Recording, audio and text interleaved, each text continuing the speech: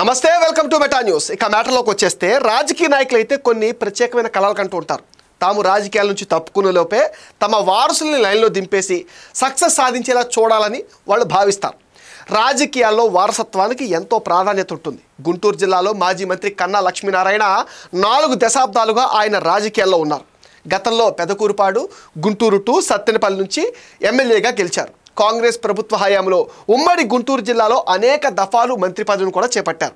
గతంలో ఆయన కుమారుడు నాగరాజు గుంటూరు డిప్యూటీ మేయర్గా పనిచేశారు. కాంగ్రెస్ అధికారంలో ఉన్నప్పుడు 2005 అక్టోబర్ నుంచి 2008 ఏప్రిల్ వరకు కన్నా లక్ష్మీనారాయణ పెద్ద కొడుకు నాగరాజు మేయర్గా పనిచేశారు. 2023 ఎన్నికలకు ముందు నాగరాజు టీడీపీలో చేరారు. 2029 ఎన్నికల్లో గుంటూరు 2 నుంచి కానీ సత్తెనపల్లి నుంచి కానీ కుమారుడు నాగరాజుని ఎన్నికల బరిలో నిలబెట్టాలని కన్నా దృఢ సంకల్పంతో ఉన్నారు. ఇప్పటికే నియోజకవర్గాల్లో పలు కార్యక్రమాల్లో యాక్టివ్గా పాల్గొంటూ కార్యకర్తలకు నాయకులకు చేదోడు వాదోడుగా ఉంటున్నారు కన్నా నాగరాజు. వాస్తవానికి వైఎస్ రాజశేఖర రెడ్డి, రోసయ్య, కిరణ్ కుమార్ రెడ్డి ప్రభుత్వాల్లో మంత్రిగా వ్యవహరించారు కన్నా లక్ష్మీనారాయణ. 2014లో ఆయన వైసీపీలో చేరతారని అంతా ప్రచారం నడిచింది. కాకపోతే చివరి నిమిషంలో బీజేపీ అధ్యక్ష పదవి ఆఫర్ చేయడంతో అటువైపు వెళ్లారు. తెలుగుదేశం పార్టీ ఎన్డీఏ నుంచి బయటికి వెళ్లడంతో బీజేపీ ఒంటరైపోయింది. దీంతో ఇబ్బందికర పరిస్థితులు ఎదుర్కొంది. ఆ ఎన్నికల్లో కనీసం డిపాజిట్ కూడా రాలేదు. 2019 ఎన్నికల్లో బీజేపీ ఓటమి పాలు కావటం, వైసీపీ అధికారంలోకి వచ్చిన తర్వాత జరిగిన పరిణామాలతో బీజేపీ అధ్యక్ష పదవికి కన్నా లక్ష్మీనారాయణ రాజీనామా చేశారు. అయితే గత 5 ఏళ్లుగా బీజేపీలో కొనసాగిన చంద్రబాబు విషయంలో సానుకూలంగా ఉండేవారు. అందుకే ఎన్నికలకు ముందు టీడీపీలో చేరారు. గెలిస్తే మంత్రి పదవి దక్కుతుందని భావించారు.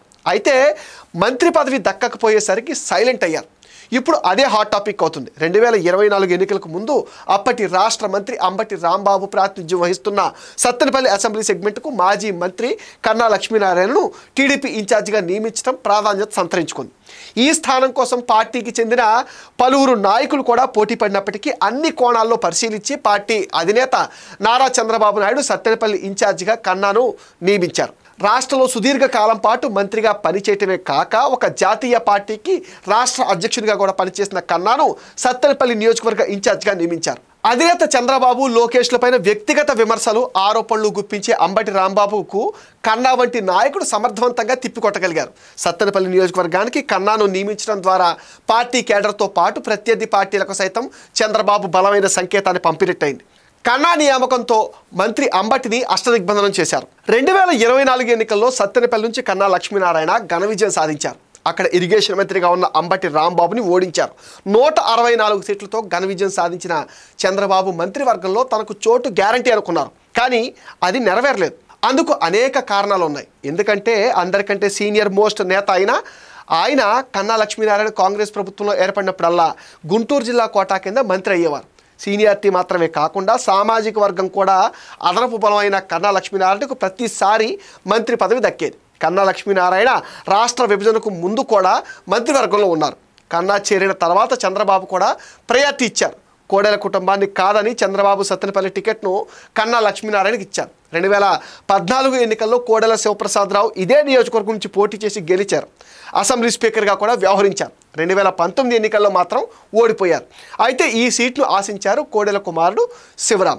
అయినా సరే చంద్రబాబు కన్నా లక్ష్మీనారాయణకు ఛాన్స్ ఇచ్చారు. సత్తెనపల్లిలో గెలిచిన వెంటనే చంద్రబాబు క్యాబినెట్లో మంత్రి పదవి గ్యారంటీ అనుకున్నారు. కాపుల కోటాలో కూటమి పార్టీల నుంచి పవన్ కళ్యాణ్, నిమ్మల రామానాయుడు, కందుల దుర్గేష్, పొంగూరు నారాయణలకు అవకాశం దక్కింది. టీడీపీ కోటాలో దక్కించుకున్న ఇద్దరిలో నిమ్మల రామానాయుడు కాపు సామాజిక వర్గం పైన 3 సార్లు గెలిచి పార్టీ కోసం నమ్మకంగా పనిచేశారు. పొంగూరు నారాయణ ఆర్థికంగా పార్టీని ఆదుకున్న వారిలో ఒకరు. ఇలా వీరిద్దరిని కాదని చంద్రబాబు కన్నా లక్ష్మీనారాయణకు స్థానం కల్పించలేకపోయారన్న వాదనలో వాస్తవం ఉంది. ఎందుకంటే గంటా శ్రీనివాసరావు లాంటి వారిని కూడా పక్కన పెట్టారు.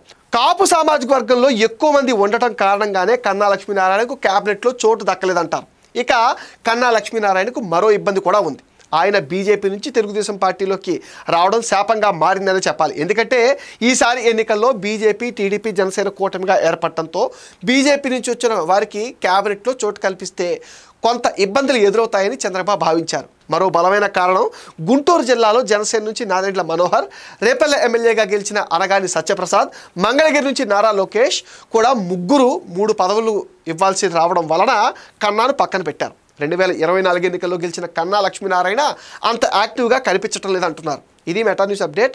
ఈ వీడియో పైన మీ ఒపీనియన్ని కామెంట్ సెక్షన్లో మెన్షన్ చేయండి. Please support meta news. Please subscribe meta news.